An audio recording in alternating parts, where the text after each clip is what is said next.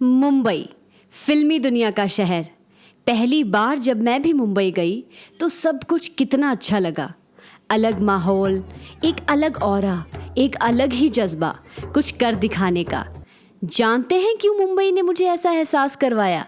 क्योंकि यहाँ किसी को भी कुछ अचानक से नहीं मिला, बहुत मेहनत, लगन और शिद्दत से मिला है।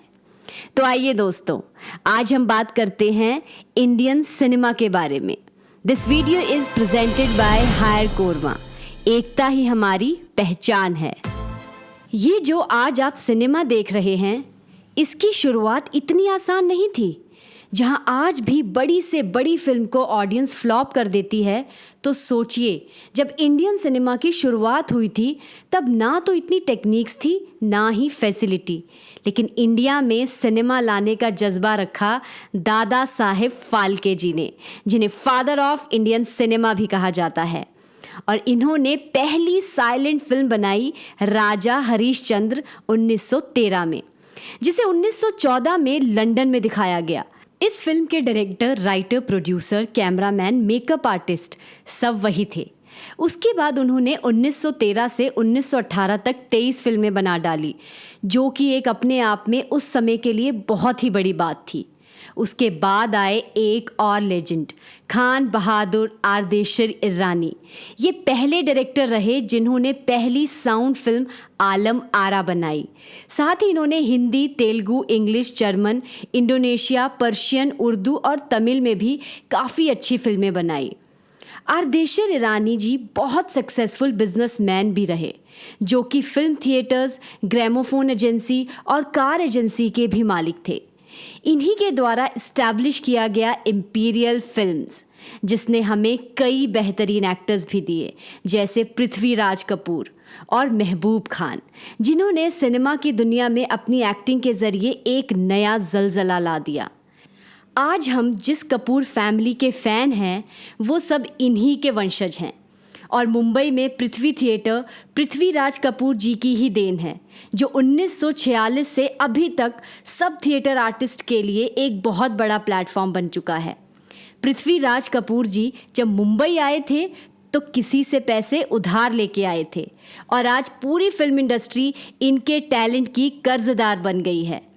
महबूब खान, जो कि इंडियन सिनेमा के लिए पायनियर प्रोड्यूसर डायरेक्टर बने और बहुत सी फिल्में बनाई, जिसमें एपिक फिल्म मदर इंडिया भी इन्हीं की देन साबित हुई। इस फिल्म को कई अवार्ड्स मिले और बहुत ही सराहा गया।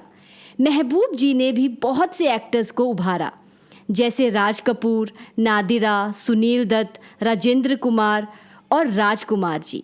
महबूब जी ने महबूब स्टूडियो खोल के फिल्म इंडस्ट्री की ग्रोथ को भी सपोर्ट किया, और आज भी महबूब स्टूडियो मुंबई में यही कर रहा है।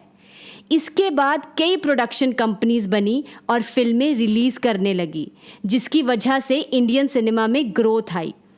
लेकिन फिर भी इस समय माइथोलॉजी को ज़्यादा देखा जाता था, क्योंकि अभी तक भी भारत में कंजर्वेटिव माइंडसेट्स की वजह से फिल्म एक्टिंग को प्रोस्टिट्यूशन के समान समझा जाता था।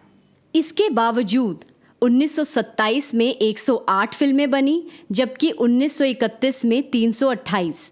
इसी दौरान एक बड़ा फिल्म हॉल भी बनाया गया, जिसे ऑडियंस भी बढ़ने लगी। लेकिन 1930 के दशक में इंडियन फिल्म इंडस्ट्री की चर्चा पूरे देश और विदेश में होने लगी। बहुत से विदेशी उभरती इंडस्ट्री के उभरते सितारे बनने के लिए मुंबई तटों पर उतरे। इन्हीं में से थी मैरी एन इवांस, एक यंग ऑस्ट्रेलियन लड़की जो स्टंट कर सकती थी, बिना किसी एफर्ट के एक आदमी को उठाकर फेंक सकती थी। वो जोरो जैसे मास्क पहनती थी और ज़रूरत पड़ने पर चाबुक का भी इस्तेमाल करती थी। उसने अपना नाम नादिया रख लिया और दर्शकों द्वारा प्यार से फियरलेस नादिया के नाम से जानी जाने लगी। भले ही वो कोई नेटिव भाषा नहीं बोलती थी, लेकिन 1930 से 1959 तक उनका करियर बढ़ता ही रहा। नादिया के बाद 1940 में फ्लोरेंस एजिकिल, एक यंगस्टर, बगदाद से मुंबई पहुंची और जल्द ही अपना स्क्रीन नेम नादिरा रख लिया। उन्होंने दिलीप कुमार जी के साथ भी स्क्रीन शेयर की और धीरे धीरे नेगेटिव रोल्स करने लगी और एक वैम्प के रूप में जाने लगी। उसके बाद माँ की भूमिका में भी बहुत बार नजर आई। इस तरह विदेशियों ने भी हमारी फिल्म इंडस्ट्री में अपना नाम बनाना शुरू किया। लेकिन हम हेलन जी को नहीं भूल सकते, अ बर्मीज़ रेफ्यूजी, जिन्होंने सभी रूढ़िवादी अप्रोच को तोड़ दिया और उनका डांस आइटम नंबर के लिए जाना जाने लगा, जिसे हम आज भी पसंद करते हैं। 1947 के बाद इंडियन सिनेमा का एक नया दशक शुरू हुआ। अब माइथोलॉजी और हिस्ट्री के अलावा सामाजिक सुधार वाली फिल्में आने लगी, जिसमें कास्टिज्म, डॉरी सिस्टम और प्रोस्टिट्यूशन जैसी चीज़ों से सफ़र कर रहे लोगों के बारे में फिल्मों के द्वारा बताया जाने लगा। इस दौरान फिल्म मेकर्स बिमल रॉय और सत्यजीत रे उभर कर सामने आए। Satyajit Ray one of the world's greatest director और इंडिया के first and only honorary Oscar winning film maker भी रहे। 1940 से 1960 के पीरियड को हिंदी सिनेमा का golden age of Indian cinema period कहा गया, क्योंकि उस समय की बॉलीवुड फिल्मों को अब तक की सबसे क्लासिक फिल्में कहा गया, जैसे गुरुदत्त जी की प्यासा 1957 एंड कागज के फूल 1959, राज कपूर जी की आवारा 1951, श्री 420 1955, महबूब खान जी की मदर इंडिया 1957 और के आसिफ की मुगले आजम 1960। क्योंकि हिंदी सिनेमा का गोल्डन एरा तब शुरू हुआ जब भारत को स्वतंत्रता मिली और साथ ही डायरेक्टर्स, राइटर्स और प्रोड्यूसर्स स्वतंत्रता आंदोलन और उस समय से जुड़े लोगों से प्रभावित थे, क्योंकि इसी समय बहुत से एक्स्ट्रा ऑर्डिनरी एक्टर्स, डायरेक्टर्स के बेहतरीन काम सामने आए। Legendary actor director Guru Dutt and Raj Kapoor, Mehboob Khan, Vijay Bhatt and Bimal Roy, और एक्टर्स रहे नरगिस, वैजंतीमाला, मीना कुमारी, मधुबाला, नूतन, वहीदा रहमान और साधना। और इसी एरा में राज कपूर जी को greatest showman in Indian cinema से भी नवाजा गया और दिलीप कुमार, देवानंद, गुरुदत्त जी जैसे मेल एक्टर्स भी इंडस्ट्री को मिले। 1960 के दशक में अमेरिका और यूरोप से इंस्पायर होकर बहुत से सोशल और सिनेमैटिक चेंजेस इंडिया में भी आए और भारत में फिल्मों की एक नई लहर की स्थापना हुई। लेकिन फिल्म इंडस्ट्री ने बड़े पैमाने पर मसाला फिल्मों का चलन भी शुरू कर दिया, जिसमें मोस्ट सक्सेसफुल और प्रोमिनेंट डायरेक्टर रहे मनमोहन देसाई, और इन्हें कई लोगों ने मसाला फिल्मों के पिता के रूप में माना। मनमोहन देसाई के अनुसार, मैं चाहता हूँ कि लोग अपने दुख को भूल जाएं।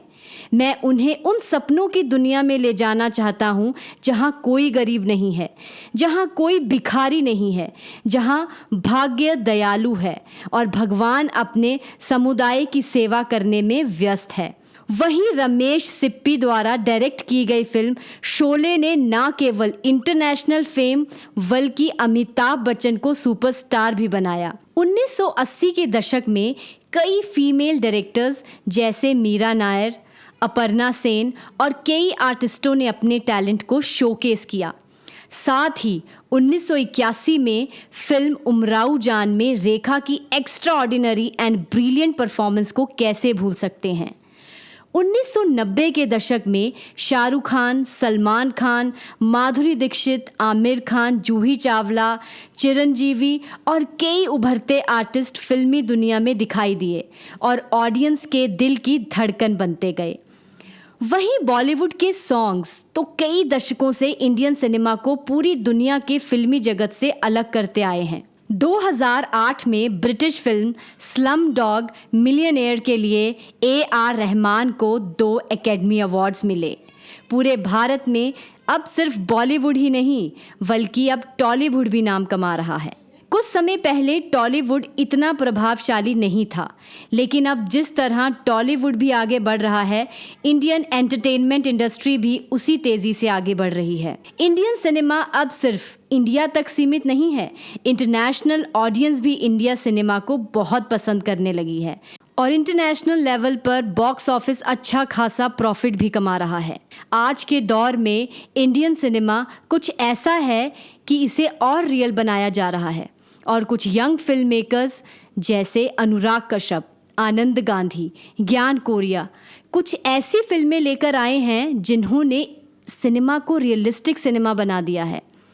इंडियन सिनेमा के लिए आज जैसा प्रॉफिटेबल टाइम कभी नहीं रहा, जहां न्यू टेक्नोलॉजीज़ हैं, कॉरपोरेट हाउसेज हैं इन्वेस्टमेंट के लिए, क्रिएटिव कम्युनिटीज़ हैं। इंडियन सिनेमा का इतना लंबा समय और इसको आगे लाने वाले लेजेंड्स को और उनके जज्बे को हम सलाम करते हैं। ये सितारे जिनको हम देखते हैं ये यूं ही नहीं उभरे। हर एक सितारे के स्ट्रगल की एक अपनी कहानी है। उन कहानियों को भी हम कभी आपसे ज़रूर शेयर करेंगे। ऐसी ही और इन्फॉर्मेशन के लिए चैनल को सब्सक्राइब करें और लाइक शेयर कमेंट करना ना भूलें। जय हिंद, जय भारत।